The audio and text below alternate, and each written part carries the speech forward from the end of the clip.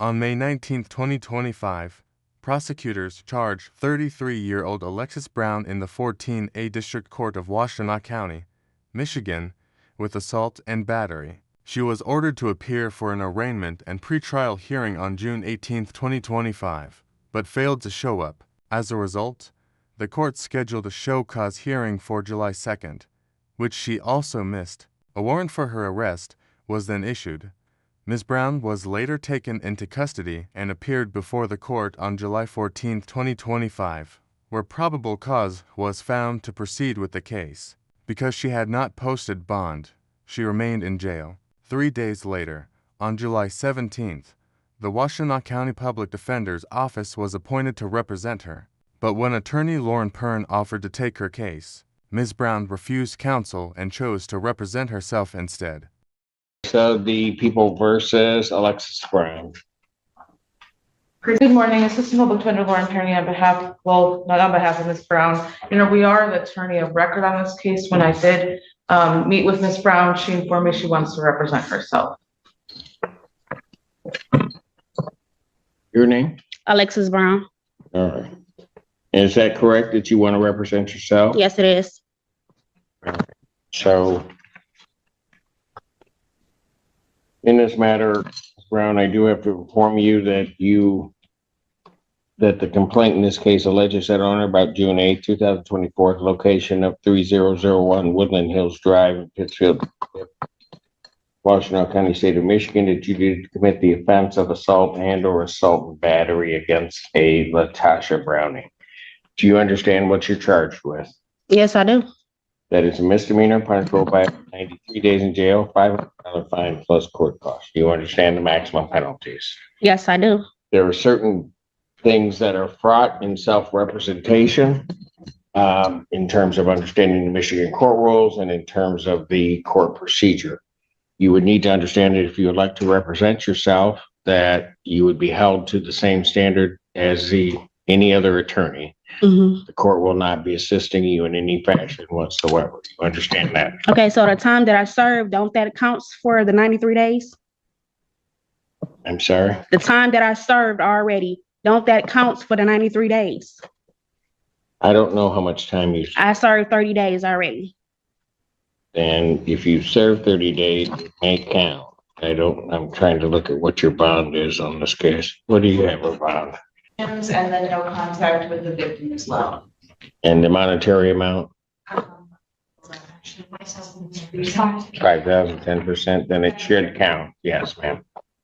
And so I have a question. So when I was arrested, I wasn't actually told my rights. So ain't that against the law that you wasn't told your rights when you arrested me? Well, not you, but the officer. I cannot. You can't do nothing about it right now? I All right, I just want to state that. I can't answer that. I just want to state it. All right. Okay. Stated. It's on record, right? Ms. Brown asked the judge if her arrest was illegal because officers hadn't read her rights. Judge Simpson explained that he couldn't answer that question. Contrary to popular belief, an arrest is unlawful just because police don't read the Miranda warnings at the time. The Miranda v.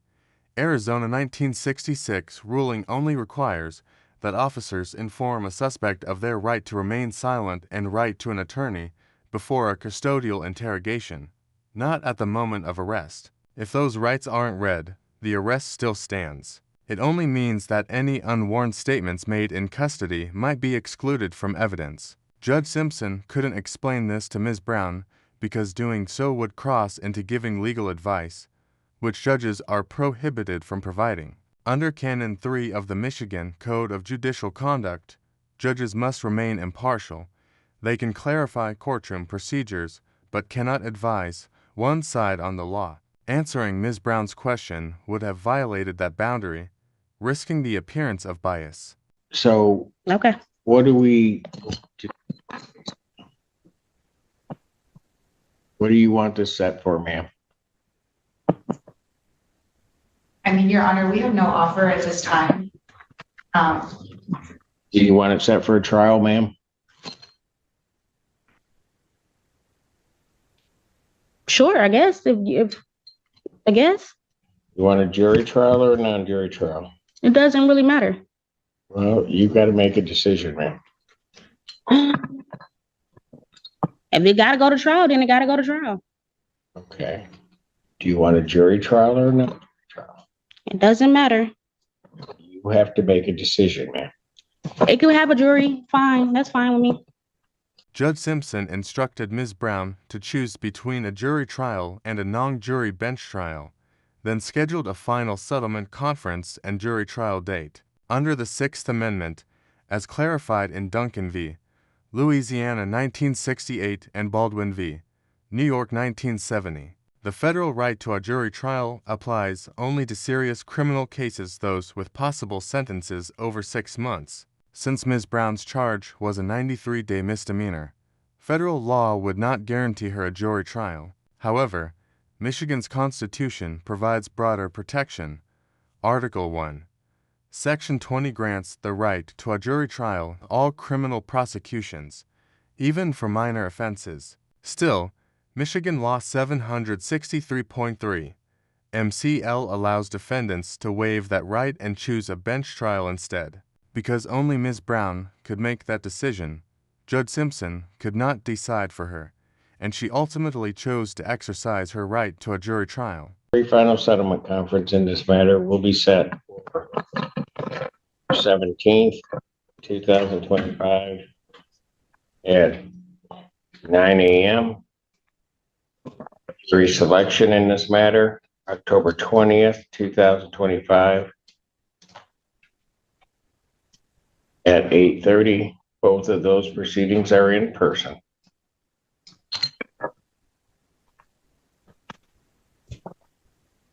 Thank you.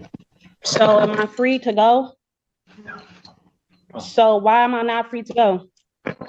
If she just said she got a bond, Pardon? why am I not free to go?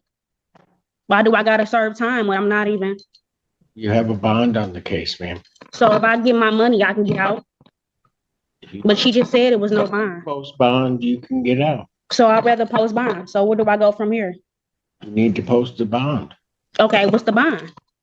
Cause you just asked her the same thing. Cause she said 5%. it's $500. Yes, ma'am. Okay, so I'd rather post bond. Where do I go from there? And you can go post bond. Okay, thank you.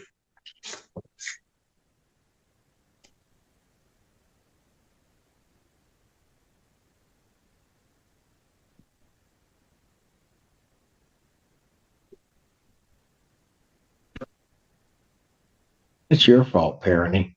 Your fault. You just like suckered me into that. You got up there and then just said, well, we're the attorney of record, but Oh, we're starting off the morning with a series of bad decisions already. This is wonderful. yeah, I know, but they're all by parenting. The whole McDonald's thing and then this. And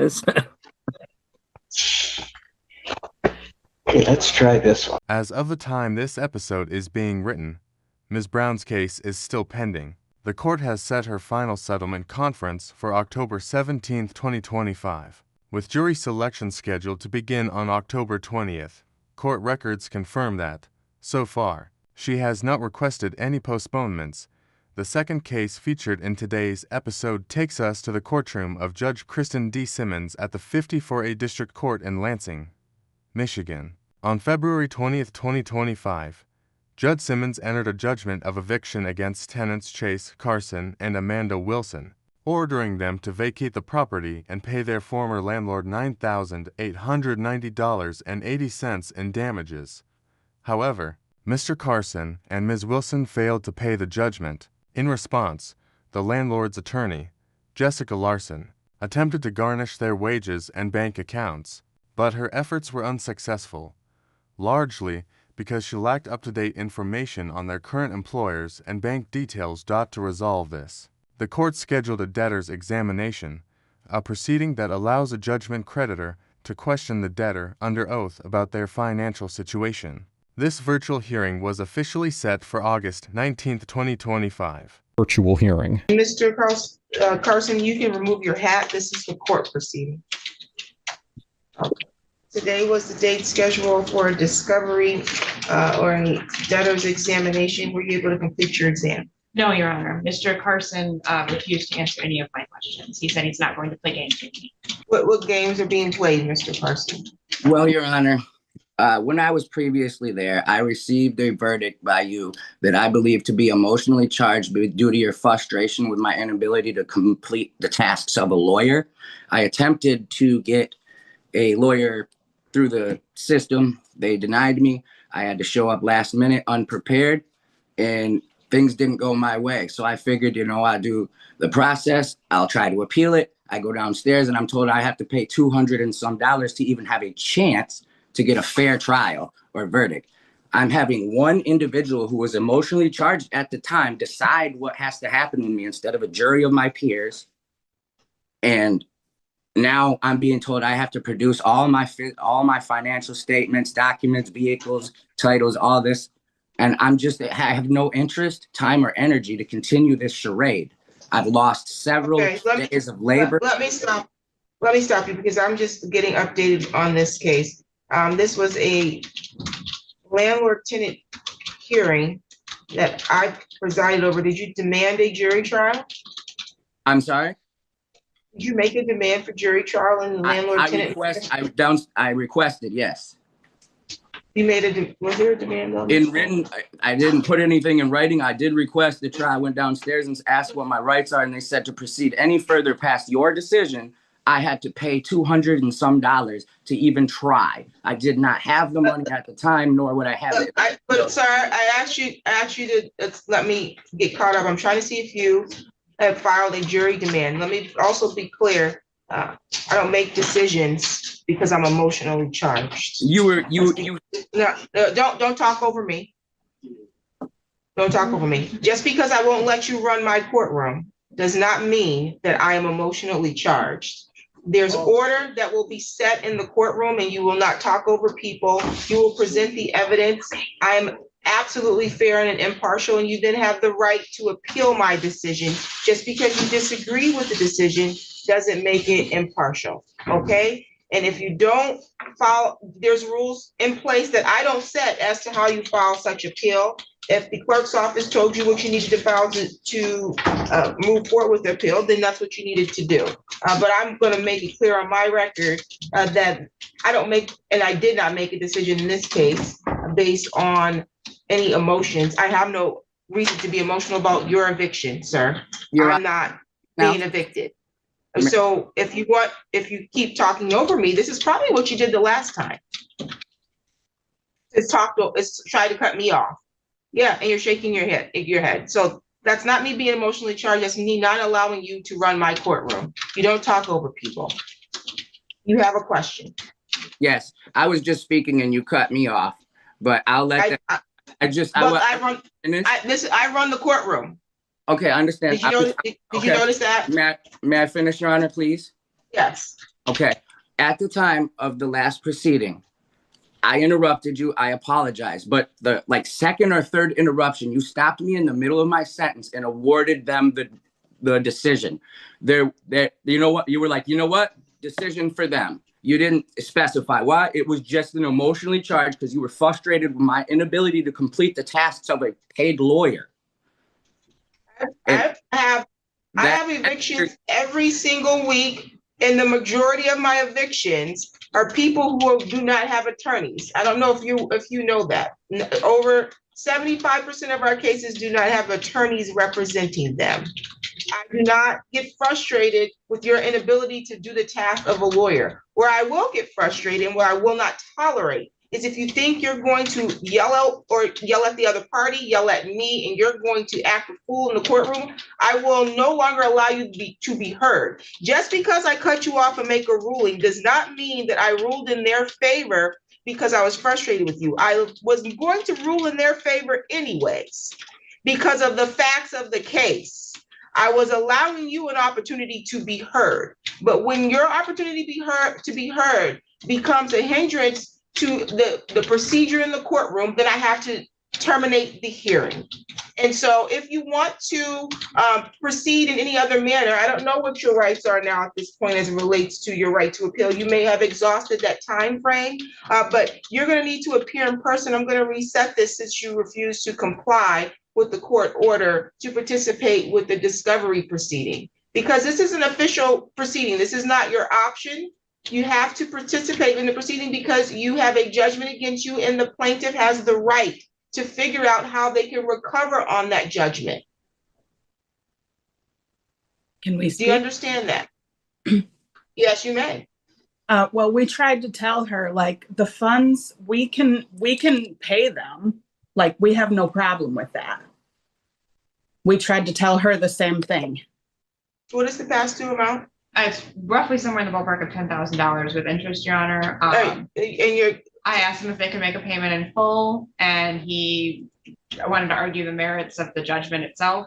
I never heard an indication there would be a payment in full. If there's some sort of payment plan, I'm happy to discuss that once I get my questions answered, because they have made no efforts to make payment on this, never reached out. We've tried multiple different avenues for the information that we did have on where we thought they banked and where we thought they worked. So I would need answers to all of the debtors exam questions, and then I'm happy to work out a payment plan. In the event of a default, then I can pursue other arrangements. Okay. Are you in a position to pay in full the past due amount? I'd prefer a payment plan. I would like to see what the interest is and what the original charges are. I was never actually formally presented with any numbers, despite what she had just told you. Until we were physically served for this court date, I had heard nothing other than a couple of emails where they were denied requests to garnish. Yeah, we haven't received. That is literally the only thing pertaining to the case I have seen since I walked out of your courtroom, attempted to file for an appeal and was told I had to physically come up with money to do so that I didn't have at the time. So I at no point was ever given a fair trial. I was given an opportunity to pay for one potentially, but I've received, like, the judgment is for, you gave them and rewarded them things they shouldn't have had. We weren't there. If you disagree with the court's position, you have the right to appeal. You failed to do that. I also want to correct the record again. You did not properly file any demand for jury trial, although being advised on your first appearance of how you have the right to a trial and how to file such jury trial demand. You did not file a jury trial demand. So if you didn't get a trial